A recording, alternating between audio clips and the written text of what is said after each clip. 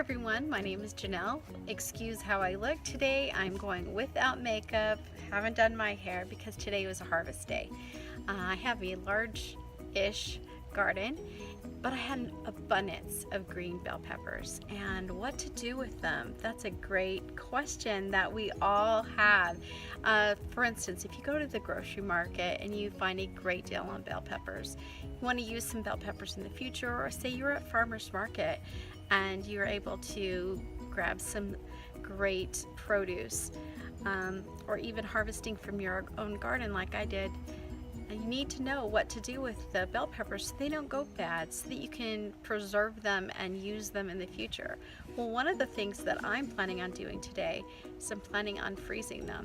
Now, just as a tip, if you plan on cooking with your bell peppers, you need to blanch them. So if you're going to cook them in the future, for instance, if you're going to use them in a pasta or as fajitas or anything like that, you want to blanch them. And now, if you're just planning on freezing them and having them for maybe dips or pasta salad, then you can just, go ahead and wash them, cut them up the way you want, and then freeze them. But today we're going to be talking about the process of blanching and what to do so that you can go ahead and freeze them. So follow along with me and I will show you the steps that I've taken in order to do that today. In case you have never seen a bell pepper plant before, I'm sure most have. However, there are different regions of the country and also around the world where they do not have access to this. I just wanted to show you what they look like. I've actually harvested, I have 3 large plants here, and I have actually harvested my bell pepper. These are some of the smaller ones that I will let grow a little bit. I also have some jalapeno peppers that I plan on doing a video on in the future. Now, one thing I wanted to show off is I wanted to show off the boxed garden, the raised bed garden that we have here at my house. If you don't have a large yard, this might be something that you can incorporate into your porch area. As you can see, we have it wrapping around all the way around our porch, and this has worked out great. And the soil was really inexpensive. We actually picked the soil up at our local dump. The first thing that you're going to do once you get all of your red, green, or yellow bell peppers is you're going to rinse them off really well. And you are also going to cut the tops off and take the core with the seeds out. And I'll show you what I mean in just one moment. As you can see, I have a couple of bell peppers here. These are all of the bell peppers that I've cut up. This is my second bowl that I have cut up, and it's just coarsely cut. You can dice them, you can halve them. It's just really whatever method or way you want to preserve them in. And so the first thing that you're going to do once you wash them off, and you're going to be checking for soft spots, you just want to make sure you put and freeze the very best of your crop. So I'm going to cut the top off here, and then I'm going to take the center out. Now, as you can see, I just barely cut the top off, and this is what the inside of a bell pepper looks like.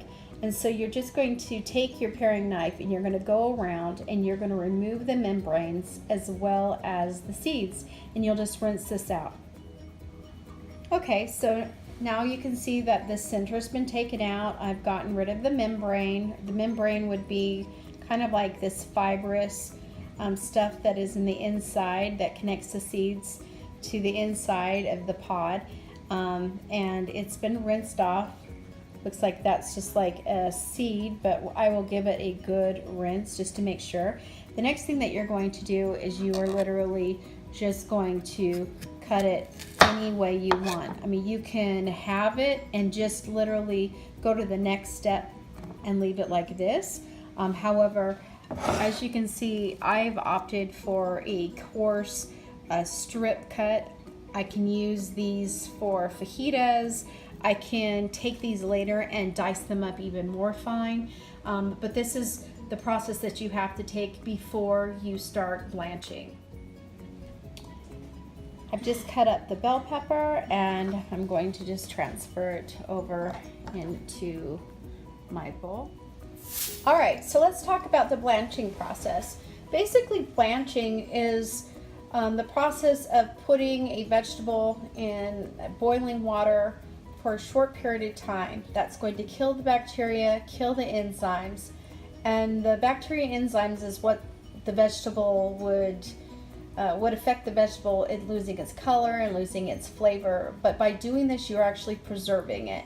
So the first thing you need to do is you need to get some water and you need to bring it to a boil. Now, my particular little setup here doesn't quite fully come to a full boil, but I've gotten it as hot as I possibly can. Now, if you're having your bell peppers, then you're going to put it in the boiling water for 3 minutes. If it is a cut up or diced bell pepper, then you're going to blanch it for 2 minutes. Now, once you have your timer on and it goes off, you're going to immediately transfer it to an ice bath. And you keep that in there for about a minute. And then, for instance, if this gets really warm, the water, just add more ice to it.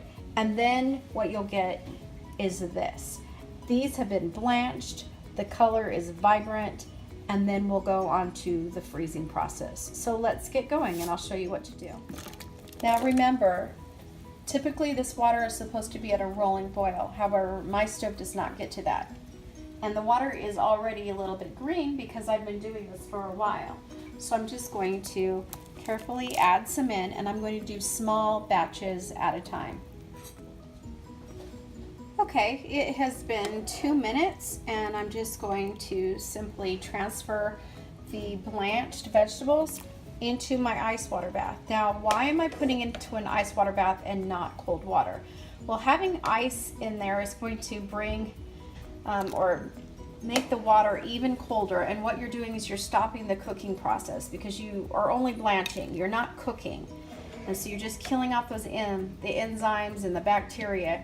So you need to have ice water. And then, of course, as you add the vegetables that are heated, it's going to melt your ice. You're just going to continually have to keep checking the temperature to make sure that your water bath is really nice and cold. And this is just going to lock in that color and the flavor. One thing I want to point out is that after you have all of your green peppers cut up and processed, you want to remove any excess water. Right now I have these in a colander, but you see how there's still some moisture on them, so I'm actually taking a paper towel and I'm individually applying and dabbing at the extra water because I don't want any ice crystals to be on my bell peppers after they've been frozen. So this is the last step that you'll take, and that is to take the blanched peppers that you've already cut up and you're going to place them on a baking sheet, single layer, not touching. If they are touching, they're going to freeze together, and you're going to freeze these for a couple of hours and then remove them, and then you can put them in your, whether you want a Ziploc bag or freezer bag or some type of container, and you can keep them in your freezer. And then when you're ready to cook, then you just take out what you need and you can apply it to whichever recipe that you're using. I hope this tutorial has helped you. If you have any questions at all, please feel free to leave a comment below and subscribe and give me a thumbs up if you like this. And thanks so much and have a wonderful night.